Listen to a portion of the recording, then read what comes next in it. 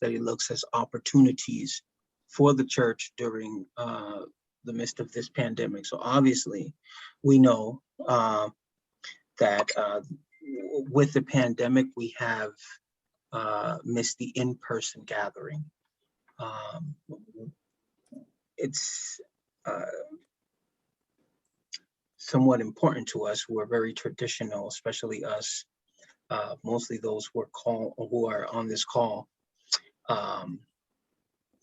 It's important to us to basically gather and be amongst community.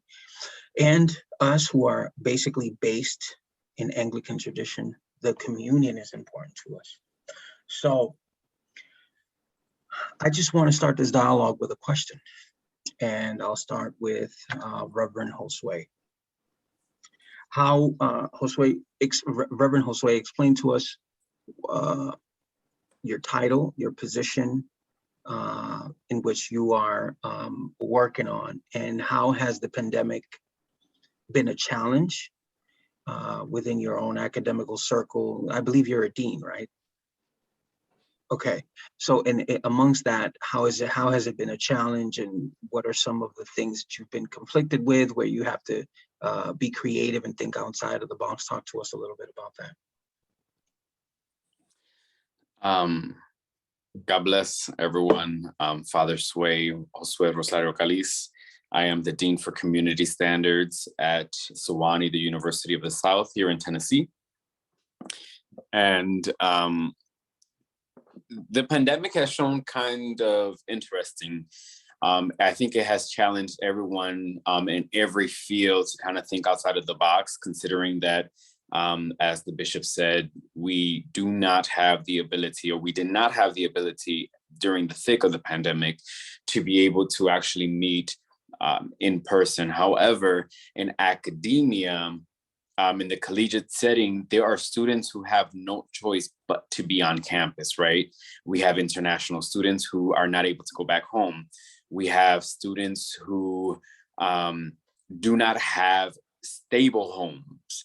They don't have access to internet, Wi-Fi, electronics, things that will make remote learning a possibility for our students, or to cater to a successful academic life. And then you also have to think about all the other students who do not want to be home because their home environment is not suitable for their mental state, right? For their emotional state. So you start thinking about the individuals who escape sexual deviancies, right? And they come into school, and for that brief semester, they do not have to deal with those type of situations, right? And so when the pandemic hit, there was people who actually did not go home from March of 2020 all the way until now that we are in October of 2021. So a whole academic year and a half, or approximately 18 months that students have not even stepped a foot into their homes, or they have gone in clusters and are able to go ahead and get into specific areas with their friends, or with other individuals who would house them. So the question really is, how do we cater to these individuals? Because just because we are in a pandemic doesn't mean that processes end, right? So you still have the process of education, in which individuals and the students and everyone in higher education, and something about the pandemic, it showed higher education and academia that in the academic world, we were not ready for a modern digital world. We were not. And we quickly, in a matter of 2 weeks, had to adjust to now having little to no remote learning to full-on remote learning, right? So that means that was education on the part of education and training for professors, especially professors who have been on the job for 30, 40 years and do not use the new modern day technology. they all had to learn how to be able to use these platforms. And then the challenges that come with it, Wi-Fi connections, if people are acting up, Zoom bombing, right?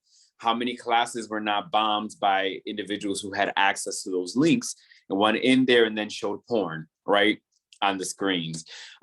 For me specifically, handling community standards and student conduct, we had to figure out students are still misbehaving and they're still getting into trouble, right? So how are we then conducting our regular community standards process in this digital world? What we found, though, for me and my field, was that students actually were able to, they felt more comfortable to speak about their transgressions, what they did wrong, to be more vulnerable when they were in a virtual setting, right? It's very intimidating to sit across the table, either in front of me or in front of a board, right? And then talk about everything that they did wrong, right? And so what we found was that when the students were here in the Zoom meeting, right, they were transparent because they didn't have the pressures of people looking at them directly. They didn't feel the eyes. And then at the same time, they were able to stare off, to their left or to their right, and not have to focus on stuff like that. This, however, this process is proved to be the right process, at least for me and for my my field and my department, right?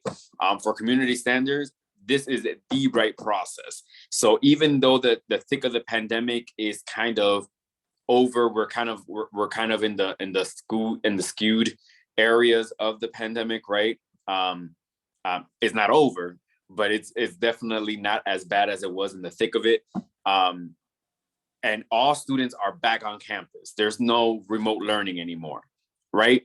My process is still virtual. Okay, so they all have transitioned to go to school. So they're doing academia in person? In person, correct. Okay, because in my experience, it was quite different. It's interesting. So I'm currently studying at NYTS, and for the first few years, it was very challenging because they didn't have I would say a perfect, which there isn't. Everyone's learning this whole new thing now, but they didn't have a perfect online presence. And so it was very, very difficult for me for the first few years of being able to just hear audio and not being able to ask questions. So it's interesting the diverse of opinions that you have within the academia circle, because you have students who complain about it, but then you have students like me who are like, this is the best. I can ask questions. I can stop the professor if I don't understand something, et cetera, et cetera. Have you seen that type of diversity when it comes to opinions in regards to, the online academia? Absolutely. So one thing that we have to realize is that no two students are the same, right? And learning styles are very different, right? And so some individuals learn best when they are, some are learners, right? Are visual learners. Some are audible learners, right? Some are learners from, they want to read, right? And then they want to be independent and kind of do their own thing. Just give me the instructions and I'll do it, right? So because no two students are the same, they have very different opinions on how things work. An aspect of virtual learning can work for a student, and yet at that same student, the other aspect does not work for them, right? And so that shows to tell you the complexities, right, of even one student and their learning styles, right? And so depending on a number of variables, right? And that could be anywhere from students' age, whether they are a traditional student, whether they are an adult learner, whether they are autistic, whether they are ADHD, whether they have a ADD, right? I have ADD. It takes, you lose my attention after, a certain amount of time, right? And so even me, when I'm in my doctoral course, right? And it's all through Zoom, right? Because it's in Jersey. And we've been meeting all through Zoom. After about 45 minutes, my camera goes off. And I start cooking, or I'll start cleaning. I might drink some wine. I don't know. It depends on what the day tells me, right? And so we have to really think about individuals holistically, right? Because the whole self is going to inform of what processes we should follow. So for the students here in Tennessee, we're kind of split. It's a three-way, right? You have one that's automatically they want to go back to normal. They want to be in person. They like learning, there at a classroom. We have another one who is like, nah, I'm good at home. Rona's still out here trying to get us. And then you have the third one that'd be like, well, can we have a hybrid style? Like, can we meet like once a week and then the rest we can meet virtually, right? So it really depends. And I think that this brings us to a very great opportunity where we are able to really assess, right? How are we doing what we're doing, and whether or not we can do things better. I was just gonna say that because, for example, the Zoom platform, I mean, it went rooftop. But the beautiful thing about being able to be on Zoom is that if you want that eye-to-eye contact with those who you are talking to, whether you are, I would say, conservative in that aspect where you think, oh no, the pandemic, I don't want to associate with anybody yet. I'm not too sure. Then it's the perfect setting. And for those who want to engage and are not so worried about, the pandemic or whatever the case may be, they can still engage with one another. So I think that's interesting how it's very diverse among the students. And we have to think about access, right? Right? When you create this Zoom link and this virtual world, right? You have now created access for individuals who typically would not have been able to go to that school, right? Now they have the ability to stay home. If I wanted to go to a school in California, but I live in New York, I may have missed that entire opportunity because I'm not moving to California when everything is in New York. But now, because I have access to it in California, right, from New York, now I have enrollments. So enrollments have gone up, even though enrollments for the last few years have gone down. Now enrollments have gone up because access to education has increased. I did not know that. Interesting information. Wonderful.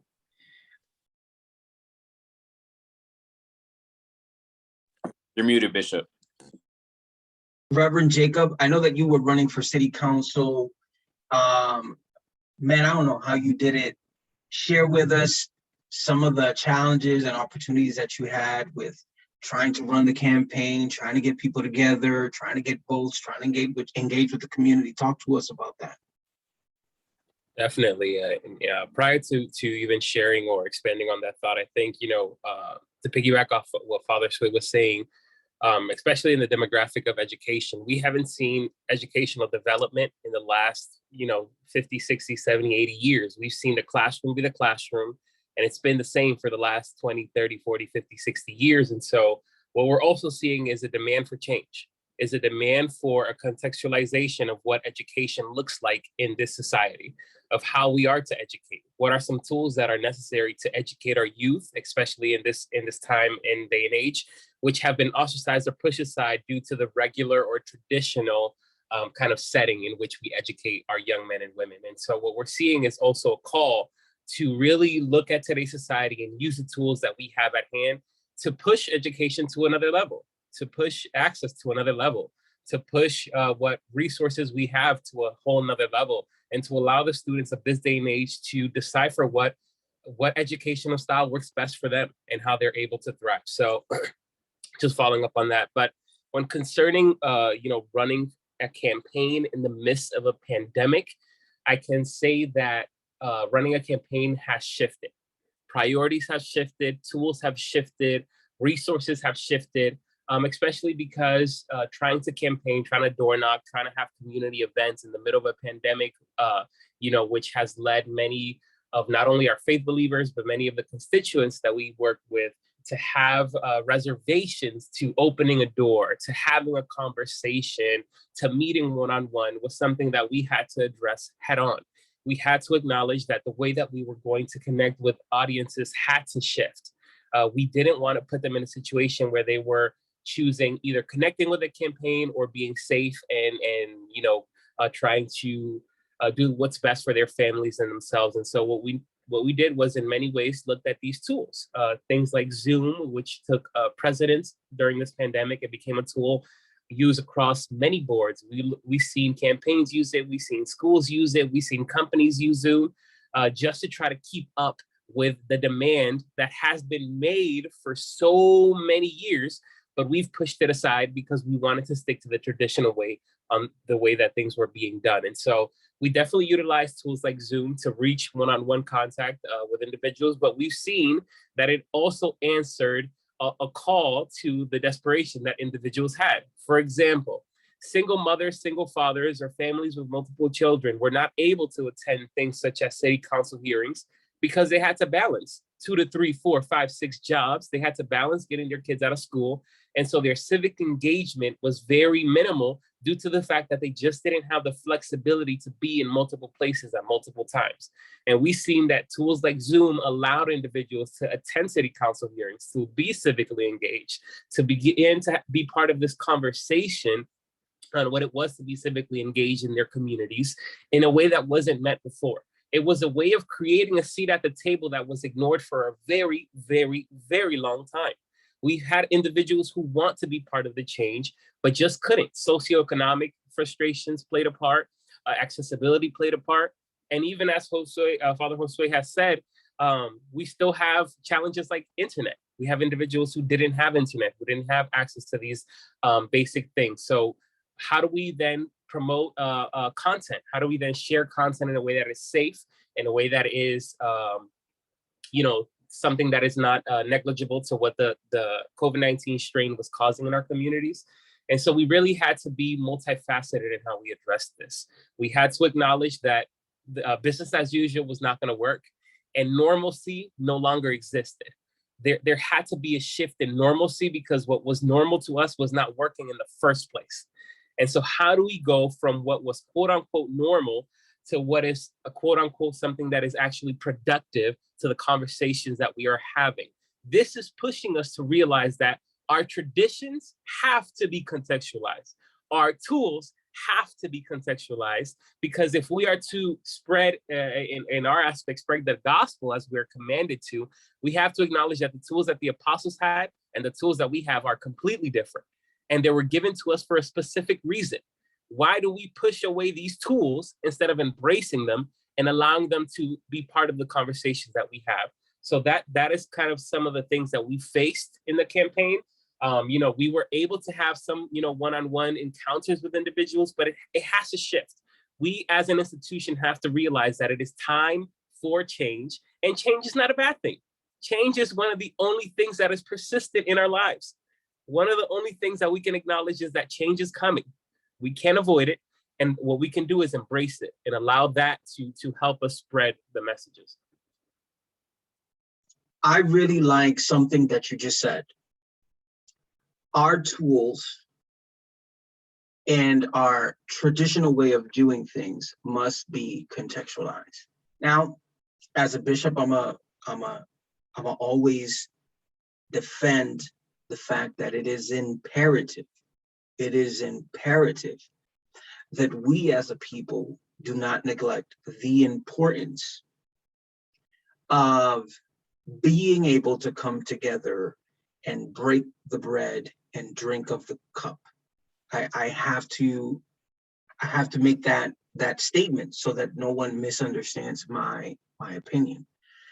But one of the things, and I'm leaning towards Reverend Carlos, but one of the things that Rainer speaks about is how church facilities have become for so long the focus of just being a busy church that they often neglected the health of the congregation.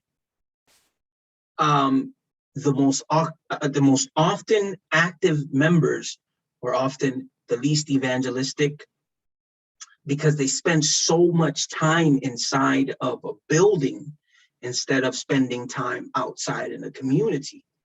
And so it pushes us to reflect that on this reset that has to happen in our perspective when it comes to the mission of the church. There has to be more reflection, more thought into how are we using our facilities. Before I go to Reverend Carlos, because I know Reverend Jacob has something to say, and I need to hear it. Go ahead. Definitely. I think, I don't want to get misunderstood in the sense of we have to acknowledge that technology has also played a negative part, in the sense of we are a very advanced technological community, society. We have, text messaging, emails, we have ways to communicate and share our messages. But yet we've also seen an increase of depression, an increase of isolation, an increase of these very things that quote unquote technology was supposed to solve. And so I agree with you. There has to be this balance. But what I've seen is a dismissal of this tool in order to continue our quote unquote traditions. So the conversations that need to come up is, how do we have this balance? How do we use these tools that are at our disposal in a way that is transformative and unseen in today's day and age? We have so much access, and yet this access also kind of binds us to being isolated, to be self-centered. So I just wanted to throw that in there as well, because as you said, we need to look at ways on how we reconstruct or deconstruct what has already been constructed. But in the same sense of deconstructing those things, it is for us to create a soil in which the seeds of that deconstruction will bear fruit to a new way of being, to a new way of doing, and to a new way of serving. We have for so long been a society that quote unquote believes in praxis, and yet we don't see that. We don't see our themes, our ideas turn into action. What we've seen is them stay within the four paradigms of the walls of the church that we've created. And in reality, we have a tough conversation ahead of us on the deconstruction of this day and age church, and how we deconstruct it in a sensible way in which we can then construct it with these tools that we have. But we're afraid of it because the word deconstructing the church or deconstructing modern day Christianity is kind of such a touchy subject or a touchy dialogue to have that we just don't have it at all. And so that's where we find ourselves in this awkward fight towards finding balance. But in this fight of finding balance, we're pushing aside tools that will allow us to get there. I can only speak on the, so overseeing churches in Latin America. It was very, very stressful to be able to be present when they wanted you to. I think that there's a pushback mainly from the clergy, but we've seen the community engaging more as we've initiated this journey into the digital world, and the people are engaging more. Like they'll inbox me, I watched your video. But when it comes to the clergy, because they're, Latin America comes from a very strong sacramental spirituality, liturgical and sacramental.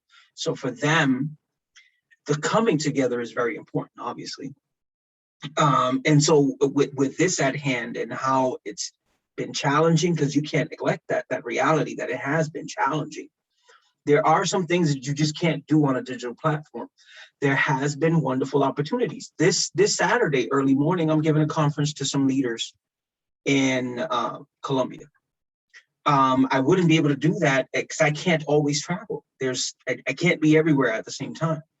And so with that being said, I think that even though that I've seen some challenges, I've also seen some opportunities to be able to cover some important gatherings and give important information.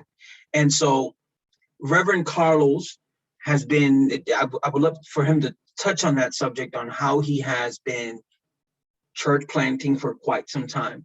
He's finally has found a local place where they can meet.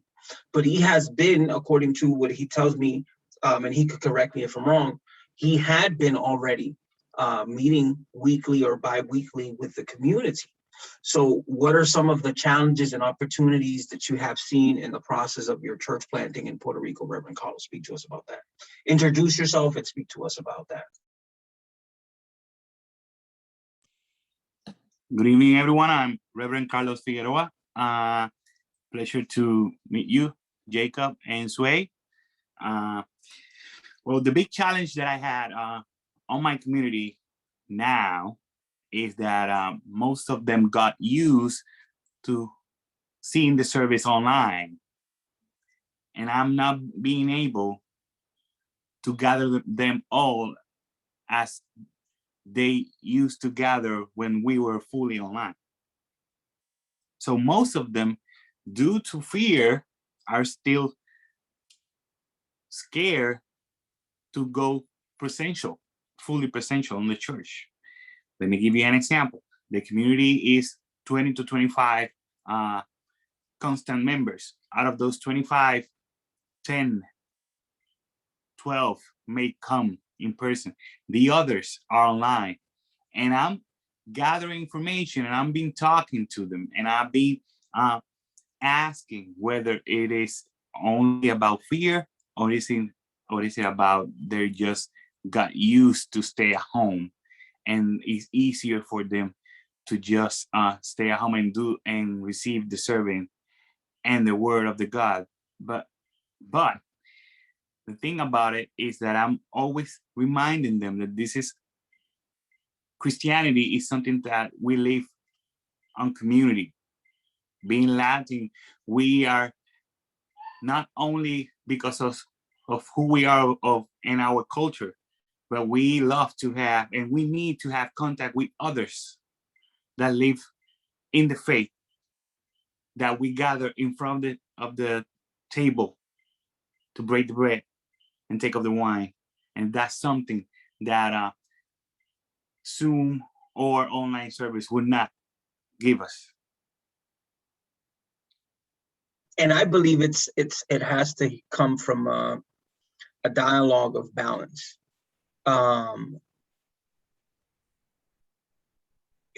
When it comes to engaging with members, when I went for the first time and I traveled to Latin America, this is when COVID was just decreasing.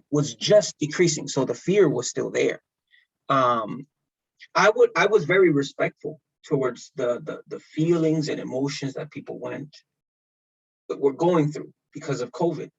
I was going through my own personal emotions because I had pastors next to me, co-workers next to me who were passing away quickly. And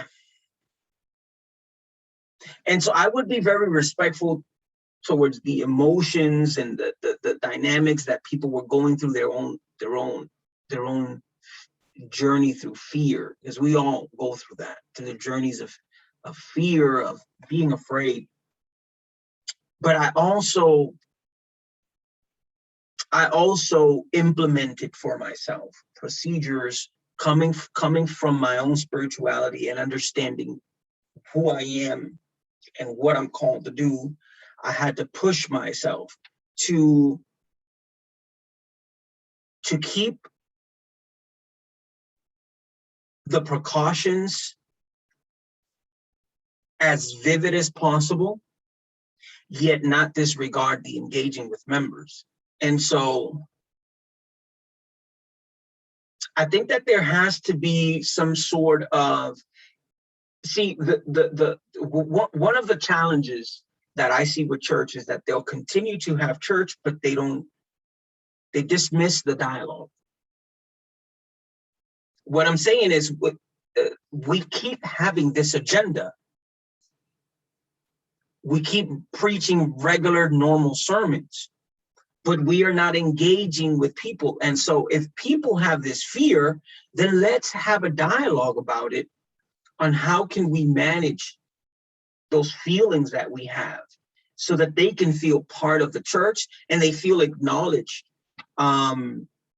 when it comes to them opening up their emotions. I don't mean to dismiss you, Reverend Carlos. I'll go right back to you, but Reverend Jacob has a comment. No, sorry. Go right ahead. What do you think in regards to that, Reverend Carlos? What I just stated. Well, it is important to have that conversations with them, and it is important to assure them that we as leaders are able to hear them and accommodate to their necessities as long as we can. But they also need to know, and we have strict protocols at the church. When you're greeted at the door, we have protocols of temperature, protocols of hand sanitizing. We sanitize the whole church before service, and but we gotta let them know that we are willing to accommodate. We are willing to hear them and keep them safe. But we cannot, in my view, we cannot drift away from presential church. No, I totally agree with you. I think that part of the dialogue when it comes to speaking about the context that we're finding ourselves in these challenging times is not neglecting the fact that it is important for us to be community. But how do we find balance with being community and using the digital world to express that and enable the community to feel comfortable is the challenging part. And so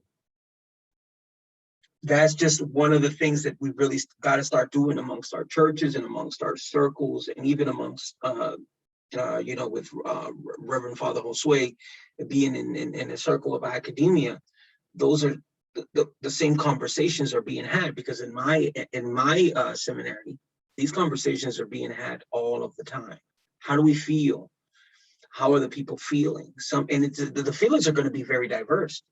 Though we have strong faith and we're called and we're faith leaders, we have to realize that not everyone is going to understand theologically where we stand. And so we have to learn to be active listeners and listen to some of the worries and some of the emotions of fear that people are going through. But I also think that there has to be, again, a reset in regards to our mission and who we are and how effective we're being within our own circles. And that's something that definitely the pandemic has given us. Like, for example, our facilities. So once the pandemic hit on the highest level rate, churches were being shut down left and right because they didn't know what else to do but to be present in the church. And without the church, they weren't a community. And so that's a dialogue that as faith leaders, we must have as well. That the facility doesn't make us the church, that we as the church are the church. And that us coming together doesn't necessarily have to be in a setting. And I think this is a dialogue that needs to happen in America, in the United States. Because one of the things in Latin America that they've been able to understand is that they can set a table anywhere, whether it's the street corner or whether it's a home, whether it's at a school, the table can be set anywhere. But in America, because we are driven so much by this pressure of commercializing the gospel, we don't see the church as a stable church if it's not in a beautiful setting. If it's in a home, then I don't know, we're just iffy about it.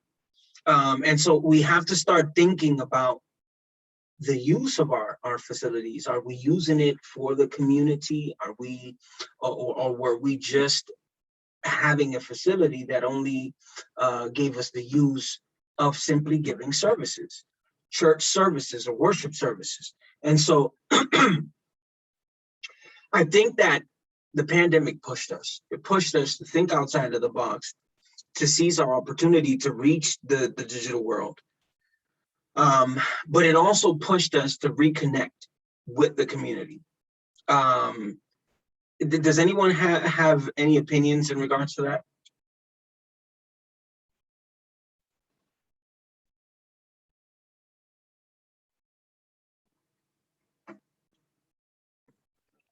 Well, I just like to say that, you know, one of the major key differences also is the hierarchical way in which Western Christianity sees the church. It sees it as this pious place of worship. And so various identities are placed on, you know, having services within the church, making sure that the church is, you know, has amazing facilities, that it has amazing lights, that it has amazing sound, that it is this amazing place of worship. And so it's very drilled into the mentality of Western Christianity to view the church as this holiest of holiest place where only these services can be performed in this setting. And yet we see this very notion very absent from the early church, where they had services in caves, where they had services in public, where they were able to flourish, you know, take the church where they went. Instead of taking people to the church, they brought the church to them. And so how do we then bring this concept to modern day and age? How do we then are able to facilitate church in a setting where, quote unquote, isn't churchy enough, or isn't holy enough, or isn't considered to be this place of worship? And so we need to really look into ways, like you said, of holding the Eucharist, like in Latin America, in places of you know, where it's needed, where it lacks to be. We only see these big mega center churches in places of affluency, in places of worth, in places of quote unquote social prosperity. And yet we don't see the same attention or the same derivative action being taken in places where socioeconomics aren't met. We don't see these high masses being held anywhere but cathedrals. We don't see them being held during protests or during community collectives or in impoverished neighborhoods, because we don't see that as a deem-worthy setting, which I think is contradictory to what you know, the early church fathers actually painted or actually placed it in our minds. I think we've seen a very we've went down a road of making sure that the church is seen as this hierarchical, all-powerful place, and yet we have limited our capacities to just these four walls. How do we break that? How do we take a sledgehammer to that while not destroying what the church is? Because the church is a place of community. It is a place of communal worth. But how do we take these walls and expand them to all facets of the world? How do we push these walls further down than just the four walls of one building? Well, one of the things that came to mind that you just mentioned is that exactly what Reverend Josue was mentioning, as far as the incline of enrollment in schools. When you do the research, you've seen the incline of people being present for digital worship services or online services. I was never into worship services online. It was not for me. I was totally against it because I come from a very traditional way of thinking.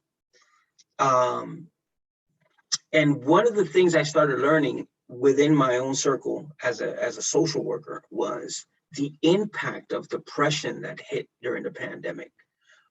People were losing their loved ones. They were seeking something spiritual. And people who were never, ever connecting with services online were now connecting back to it. And so, again, I think you're correct. It's more of keeping that balance and also seeing how we can manage both of the sides of the spectrum without being too on the side of forcing people to come or being strongly digital. I mean, you know, even till this day, I can watch a service. If I have something happening at a specific hour, I'll catch, you know, a service at my Archbishop's church. And the good thing about it is if I can't catch it at that specific time, then I'll catch it later on, but I'll text them and say, what a wonderful sermon you preached today. And it's still ministered. And I will gather my family at home. Like we will literally, I've been able to see so many services online and include my kids, and you know, but as a bishop, I can give communion to my children and my families. The challenge there is that people do need to receive communion. And so that's a topic that it's still a challenging topic nowadays. How can we manage around that? And so if there is something from this conversation that we can grab, it's definitely that the pandemic has really caused us to reflect on how we're using our facilities, how we view the digital world, and how do we keep a balance amongst those two. The traditional way of being community, which we can't erase because we are the church, ecclesia. We are a community, and it is important for us to gather. But also never neglecting those who are still going through their challenging emotions and fears, internal fears of this whole pandemic. Does anyone have anything else to say before I conclude with a prayer?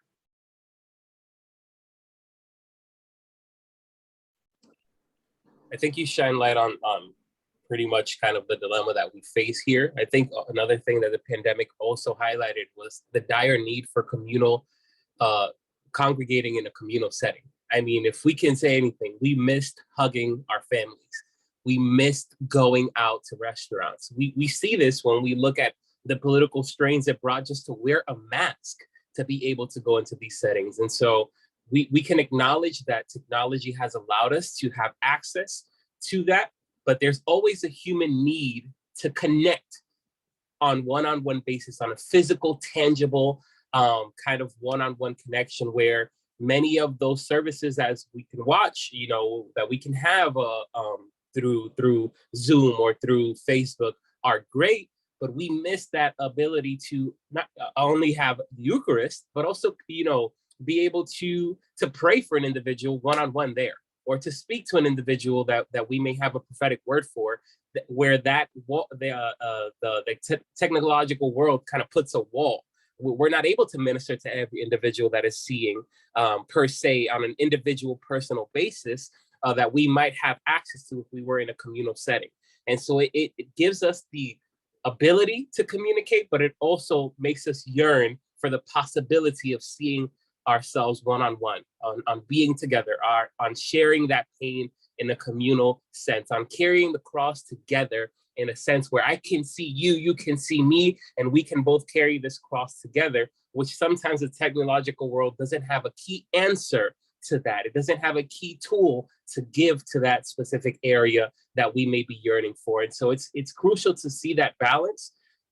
And it's crucial to work towards it. It's crucial to understand that, yes, this is a tool that has allowed us to spread the gospel, but yet we are still told to go, to be there for the widows, to be there for those who don't have, to wash the feet of the disciples, to be in those communal settings in the personable, tangible, incarnational way on which we can carry the gospel while also utilizing these tools. I believe it is a tool that we can use. I don't believe per se that this is the specific way in which we move forward, but a tool that we use to continue this work that we are able to do, like you said, speaking to ministers in Colombia or Peru or Venezuela or Haiti. We're able to deliver messages, but there will always be that yearning for personal connection, which technology hasn't been able to tap into, hasn't been able to give us a sustainable way of doing so. And so this is where we're at. How do we, like you said, use these tools, but how do we continue to be communal?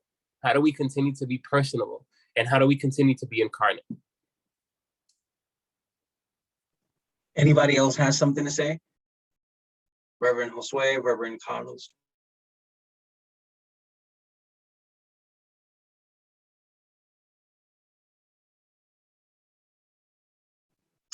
There is this, it's interesting because when the pandemic hit, I saw the world changing right before my eyes. So I remember that when it got to its biggest peak, we were getting grocery bags in the front of my house. And I would ask my wife, how did this happen? Oh, I can go grocery shopping online. And so I just want to conclude this conversation, and before I pray, with this quote that Rainer says: the biggest problem with the back to normal approach is that the world has changed significantly. the pre-quarantine world and post-quarantine world are not the same. Churches cannot minister effectively using methods for a world that no longer exists. You gotta think on that. We no longer use CDs. Everything is digital. Everything is going digital. How do we manage being a church? How do we manage reaching into the digital world without losing ourselves and still remain the church that is present? Because the church has to be present. And when I mean the church being present, I'm speaking in a sense much more than just a facility. I want to conclude with this prayer. Lord Jesus Christ, you stretched out your arms of love on the cross, that everyone might come within the reach of your saving embrace. So clothe us in your spirit, that we, reaching forth our hands in love, may bring those who do not know you to the knowledge and love of you. For the name, for the honor of your name. Amen. Have a wonderful night, and thank you to those who connected with us. Have a blessed night, guys. Amen. Amen.